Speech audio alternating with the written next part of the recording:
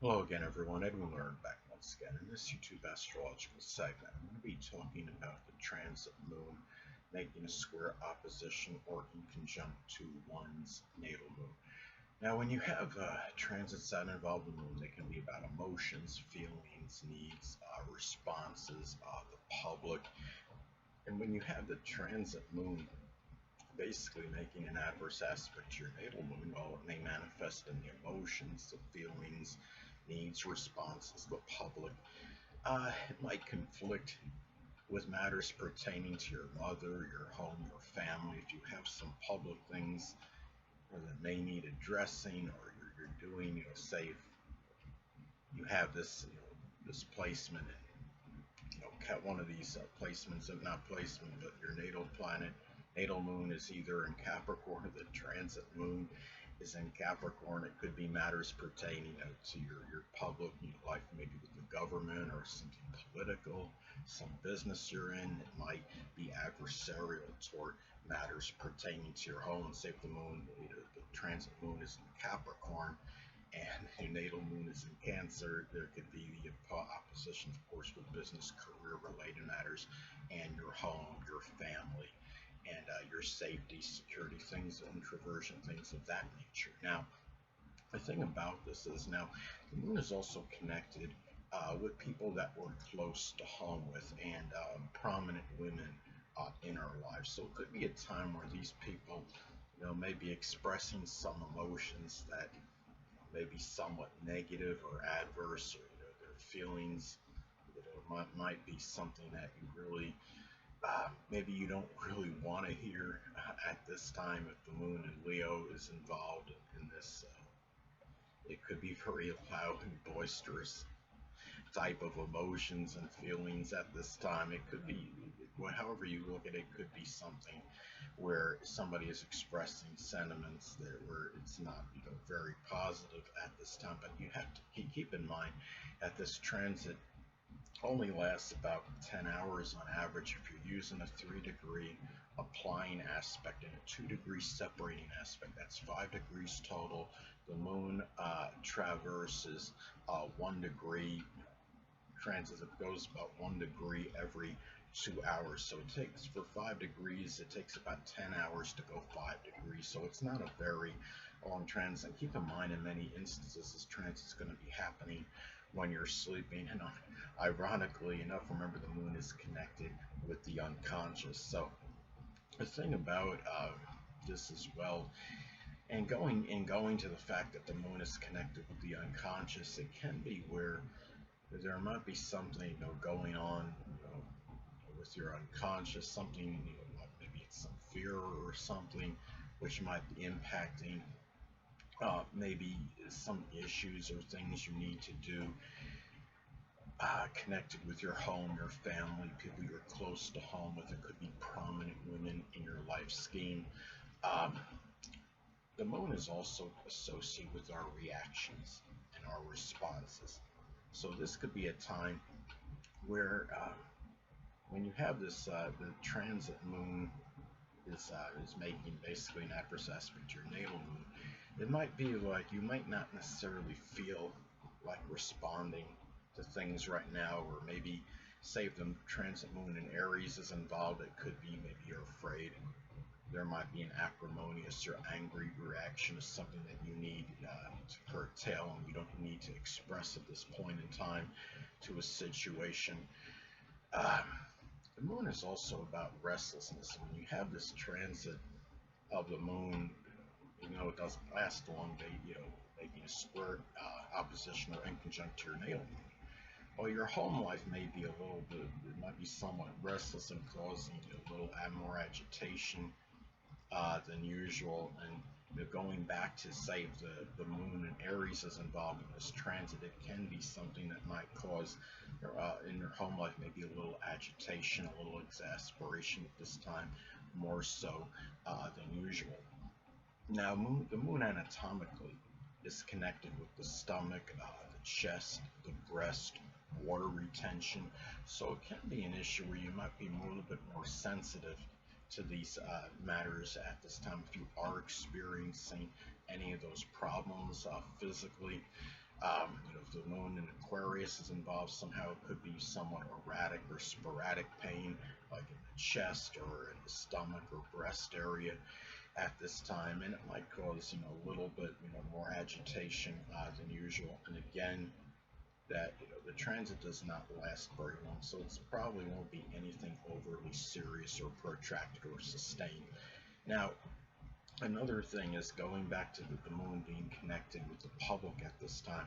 It might be a time where you may not really, the moon is about our moods and how we feel, and it might be a time where you just simply don't feel like going out into the public at this time. It might be a time where you might be maybe might be more of a cause for introversion and doing things more private in your home life at this time. And if you're somebody that's in like a position, if you're like a door-to-door salesman, um, say Gemini is involved, maybe you're some kind of salesperson, and you just may not be in the mood to go out.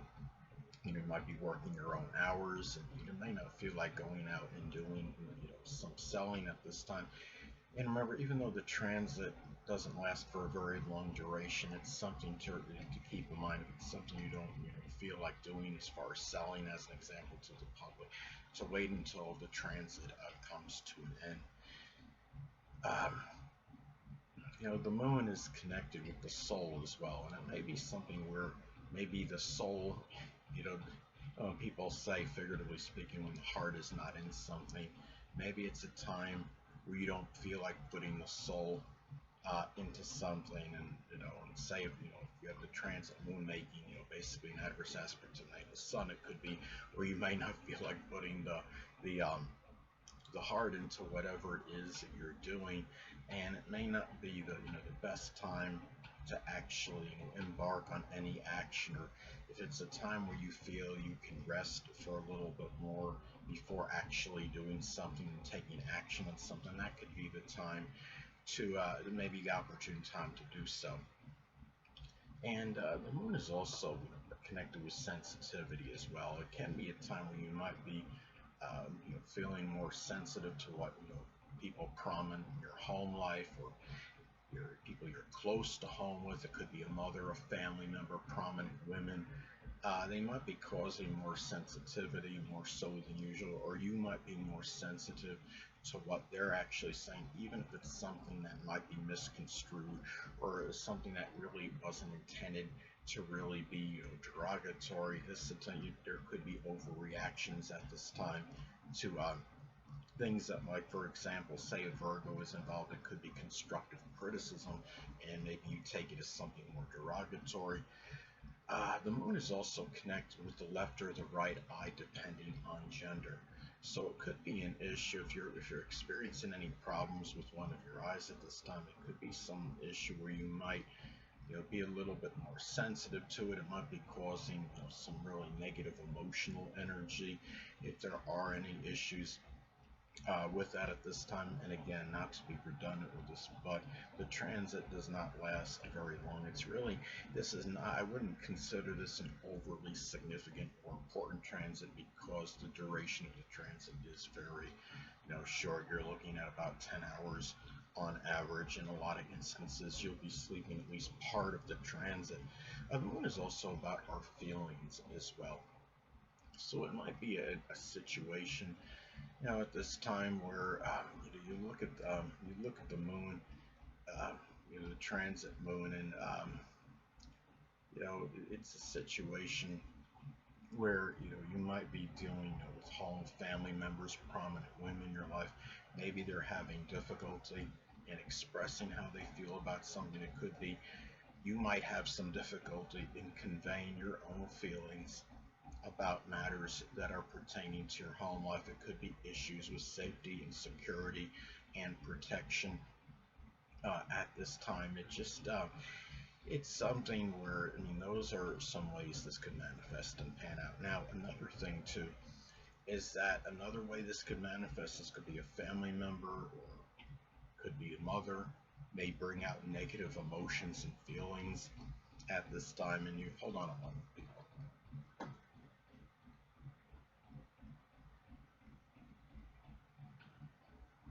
Sorry about that, I'm back. But anyway, well, I can, and let's say, for example, if the natal moon is in Capricorn, it could be maybe these people are making you feel a little bit sad or dejected or melancholy at this time. There may be feelings of despondency. Maybe there is a family member acting more negative than they should toward you, and it's causing you to feel a little bit more depressed. Also, remember, the moon is connected with our past and our memories. So it could be something with the past or memory, which is the moon, may present a challenge in reacting to something at this point in time. Say if Virgo and Aquarius is involved, it could be something where there might be criticism from the past, which is the moon, may impact maybe you being more progressive or innovative or doing something with astrology, computers, as some Aquarius examples. Now, another way this could be expressed, it could be the mother, a family member, which is the moon, or it could be a prominent woman in your life scheme, which again is the moon, may be at odds. Those people may be at odds at this time because you're having the transit moon making basically an adverse aspect to the natal moon. And the thing about this is, if Taurus is, say if it's Taurus and Scorpio are involved, it could be, you know, there might be issues over whether it's being stagnant, complacent, which could be Taurus, versus really Scorpio is about transformation, making a major change. Um, it could be issues over own resources versus shared resources, what actually belongs to who and what is actually shared. There could be some, disparity or some, there might be a contentious situation regarding those things. Now, what you like doing at this time may contradict what your emotional needs can be, which, of course, what you feel like doing could be the moon, and your emotional needs is this could be associated with the moon as well. Now, let's say if it's, for example, if it's Pisces and Gemini are involved, Pisces could be about relaxing, meditation, even stagnation. Basically fantasizing, daydreaming, versus the Gemini need to be mobile and to be very active, perhaps mentally and physically, and doing a variety of things, and being very restless, just really wanting to do manifold things, and it could be just driving around, which is really very different than the Pisces energy, and that's something that's one way that can manifest in the pan out. But anyway, people, that will conclude this YouTube astrological segment. Until next time, people, Edwin Learnard saying stay well.